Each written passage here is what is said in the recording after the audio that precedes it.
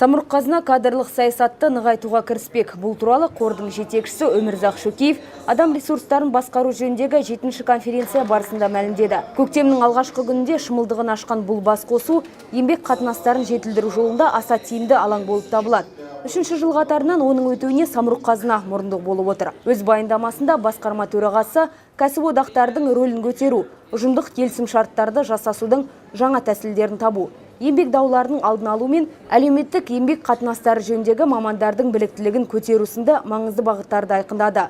Оның айтуынша кадрлық саясаттың енжарлығынан құтылу керек. Бұл үшін ұжымдардағы ахуалды үнемі бақылауда ұстап, қызметкерлердің сандық әрі сапалық көрсеткіштерін бір күнде емес, бірнеше жылға болжамдау керек. Халықаралық HR конференциясын 7-ші рет өткізіп отырмыз. Бұл жақсы дәстүрге айналды.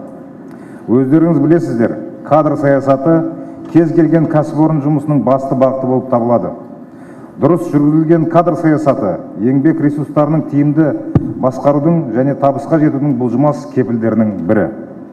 Осы тұрғыдан алғанда 7-ші халықаралық HR конференциясының мән-маңызы өте зор. Осы конференциядан алған біліміміз сіздер мен біздердің бірлескен үйлесімді жұмыс істеуімізге қызмет етеді деп сенемін. Қазір біздің алдымызда жаңа мақсат міндеттер тұр. Сәт сайын жаңа сынақтардан өтуге тура келеді. Оған дайын болуымыз керек. Самұрық-қазына қоры еліміздегі ауқымы зор әрі аса маңызды экономикалық қызметті жүзеге асырып отыр. Сондықтан біз өзгелерге үлгі өнеге көрсетуіміз керек.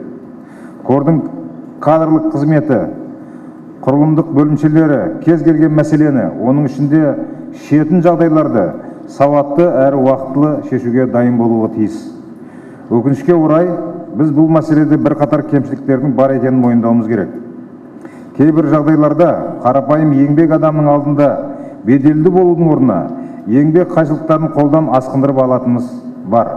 Уақытылы шешімін таппаған қайшылықтар кәсіпорын мен адамдардың арасында түсініспеушілікке, шиеленіске соқтырып жатыр. Жаңа өзендегі болған жағдай осының бір көрінісі. Осының бәрі шаруашылықты басқарудағы орын алған кемшіліктердің салдары деп есептеймін. Қандай шиеленіс болсын, одан шығудың жолдары мен шешімдері бар. Ол шешімдер барлық тараптардың мүддесін ескере отырып, заңның аясында кәсіби тұрғыда жасалуы тиіс. Ол үшін компания менеджерлері кадрлық қызметті, басқару психологиясын, әлеуметтік еңбек қатынастарын заман талабына сай меңгеруі керек. Міне бүгінгі халықаралық конференцияның басты мақсаты осы.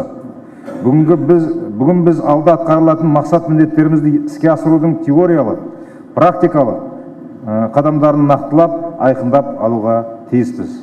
Қор басшылығының ұстанымын құзырлы орындарда құптап отыр. Жауапты министрлік өкілінің сөзіне қарағанда, бүгінде еңбек қарым-қатынастарын дұрыс жолға қою үшін стратегия әзірленіп, тиісті шаралар қолға алынуда.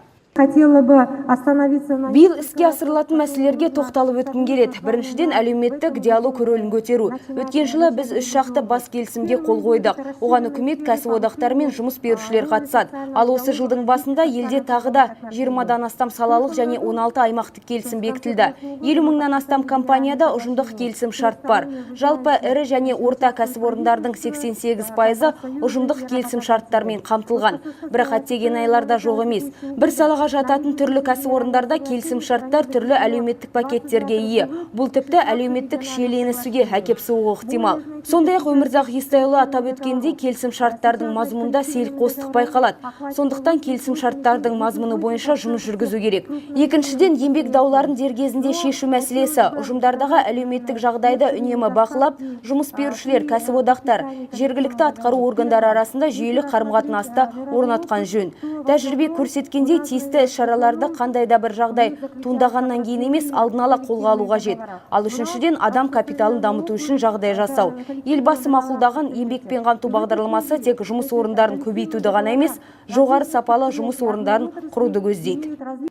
HR конференциясы аясында Сенім 2011 байқауының қорытындысы да жарияланды. Бұл жолы оған 64 компания қатысқан. Сарапшылар кеңесі ең үздік жұмыс берушіні анықтау үшін қыруар еңбек атқарды. Неғұрлым объективті ақпарат көздерін пайдалануға тырысты. Әлеуметтік зерттеуді тәуелсіз агенттік Қазақстанның барлық аймақтарында жүргізіп үлгерген. Те компании, которые представили... Компаниялар HR жобалары, технологиялар мен ұжымды басқарудағы ішкі үрдістер жөнінде өздерінің тәжірибелерін ұсынды. Жұмыстан бос уақытымызда бізге том-том құжаттарды қарауға тура келді. Бір айтары, көбінесе осы құжаттарға қарай компаниялар өте жоғары бағаға ие болған. Алайда қызметкерлердің өздерін сұрастырғанда кейбір компанияларда әлеуметтік қанағаттанушылық деңгейі төмен болып шықты. Қызықты деректерді келтірейін. Біз сонымен қатар қазақстандықтардың қандай компанияларды жақсы білетінін анықтап көрдік.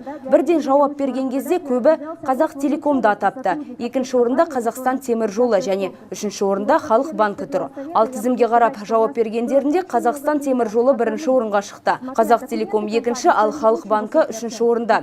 Бірақ ең басты сауал біздің азаматтардың қайда жұмыс істеуге құштар екеніне қатысты болды. Егер әлемде бірінші бренд Coca-Cola болса, Қазақстанда бірінші бренд Қазақ Телеком екен. Компания басшылығын құттықтаймыз. Одан кейінгі орындарды Қазақстан темір жолы мен Қазмұнайгаз иеленді. Сонда сауалнама кезінде компаниялардың беделі де мәлім болды. Мәселен, Қазмұнайгаз жоғары жалақысымен, жақсы әлеуметтік пакетімен, демеушілік қызметімен белгілі. Қазақ Телеком мен Халық банкі өз салаларында көшбасшы әрі тұрақты компаниялар болып табылады.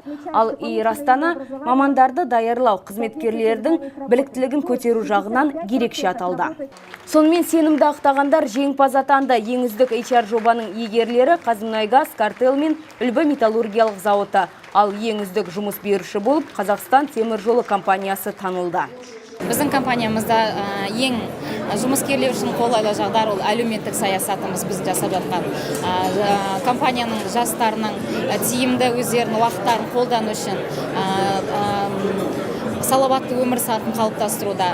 Ұжымдық шартымыздың біздің компанияның ішінде басқа компаниялардан, Ресей темір жол компанияларымен салыстырғанда біздің ұжымдық шартымыз біршама алда.